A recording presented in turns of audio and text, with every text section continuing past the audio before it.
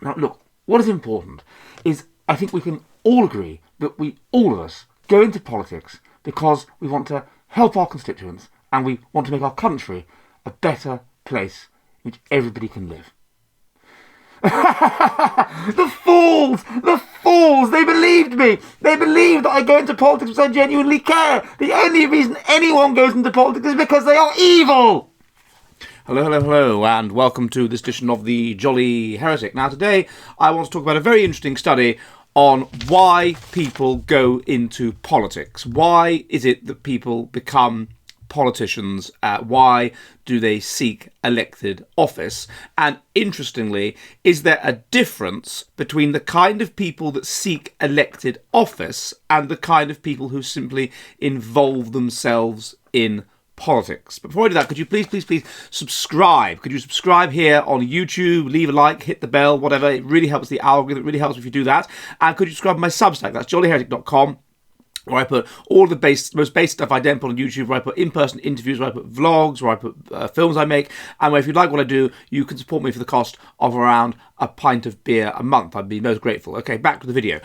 Right. A very interesting study has come to my attention, and it's from 2021, so it's not even that new, but it's done something really interesting that no other study has done. And it's called the Dark Triad. It's called The Dark is Rising, Contrasting Dark Triad and Light Triad on Measures of Political Ambition and Participation by Rafe Peterson and Carl Palmer in Frontiers in Political Science. And what it does is very simple. It takes a reasonably large sample of over 800 people, and it looks at them in terms of two traits, the dark triad and the light triad. The dark triad is narcissism, psychopathy, and Machiavellianism. So narcissism is that you are grandiose, you have an inflated sense of your own brilliance, you are highly entitled, basically you think you're wonderful and you desire the narcissistic supply of people telling you that you're wonderful. Psychopathy is low empathy in the sense that you don't care about the feelings of others, and low impulse control, and that sort of thing. That's psychopathy. And then Machiavellianism is that you are extremely power hungry, you are extremely ambitious, you are also extremely entitled and whatever. These are all personality disorders when they are presented to a sufficient degree.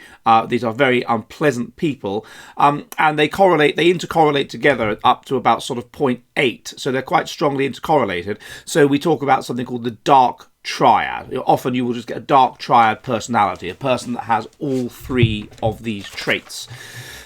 Contrasting this, then, unsurprisingly, is the opposite, is the light triad, people that are high in traits such as faith in humanity, in humanism, not in the sense of the atheistic sense, but in the sense of the importance of humans and of doing good for humans, and in Kantianism, i.e. the golden rule and that sort of thing.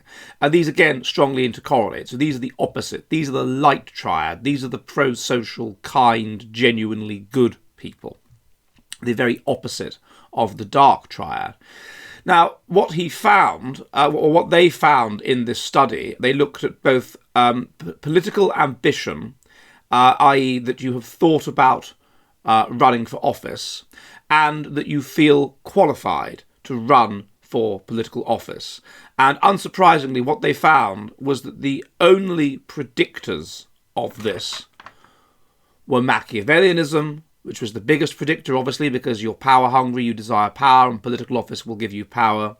Slightly less narcissism, only very slightly less. And this makes sense because, of course, if you're narcissistic, you think you're the best, you're grandiose, you think you're unique, you think you're special. And therefore, if you think you're brilliant, and therefore you think you're entitled, you deserve political power, you deserve to have political office. And if you have political office, then the world will be telling you that you're great. The world will be telling you that you're wonderful. So it will reassure you of your own brilliance. It will act as narcissistic supply. So obviously, therefore, being politically ambitious makes sense if you're narcissistic. And then psychopathy. Well, psychopathy is about a desire for, so to a certain degree, you want power over other people. You're low in empathy. You see yourself as better than other people. You see other people as nothing. You want to manipulate them and get what you want out of them. And political office may help you to do that. And similarly, in terms of feeling qualified to run, very, very similar thing. So that's what predicts going into politics. It is that you are dark triad. It is that you are, I mean, to the extent that the concept of being evil can be measured in psychology, to that, and that's obviously, evil is a loaded word and whatever, but to the extent that it can, it is the dark triad personality. And it is the dark triad personality that clearly and statistically significantly predicts political ambition and believing that you're qualified and wanting to go into politics at the elected level, or certainly at the national level, at the high level, political ambition, being strongly ambitious in the world of politics. Now, you also find an interesting difference between political participation, i.e. getting involved at the social level, and a strong desire to be very high up in politics. So doing things at the social level that might be considered to be slightly political, so being involved in charitable campaigns, that sort of thing, as you would expect, that's slightly different.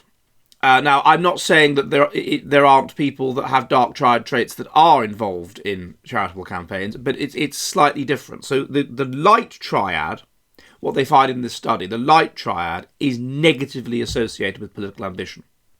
So nice people, kind people, loving people are specifically not politically ambitious. They are negatively associated.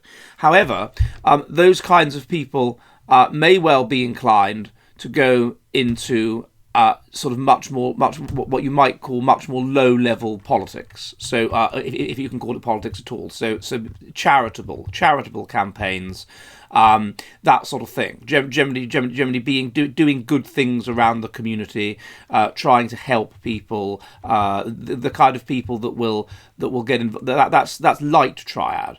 So there is a difference, therefore, between social or charitable participation and political participation. So the kinds of people that will go and voluntarily help the elderly, the kinds of people that will go and voluntarily staff the local library because the council can't afford to pay anybody to staff the local library anymore.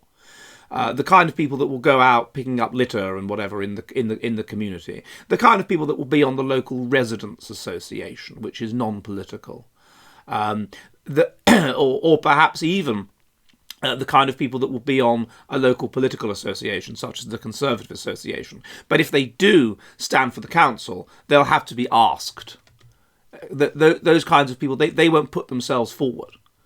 They'll have to be asked, would you stand? And they'll say, no, I don't want to stand. I don't feel qualified to stand. And people will say, no, you really should stand. You're a good chap. You should stand. They say, no. I wouldn't like the limelight like that. I wouldn't. And maybe they do stand and they get elected, and they reluctantly do it because of this feeling that everyone's asking them to do it, and therefore they should do it. They should do it because they care about humanity. They should do it because they care about other people. They should do it because of the golden rule, put yourself in someone else's shoes. Those kinds of people, those people are light triad. So what this means is that sometimes in politics, you will get light triad people. And we should realise that nuance. And you may even get them as members of parliament. You can imagine a situation where a local activist in, for example, the Conservative Party, and everybody likes him, and everyone thinks he's a good bloke, and he is a good bloke, and people ask him. And he says, no, but they ask him, and he puts his name forward.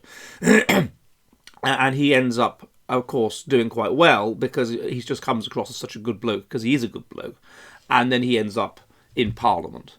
That is particularly, you could imagine that happening if he is the candidate for what seems like an unwinnable seat.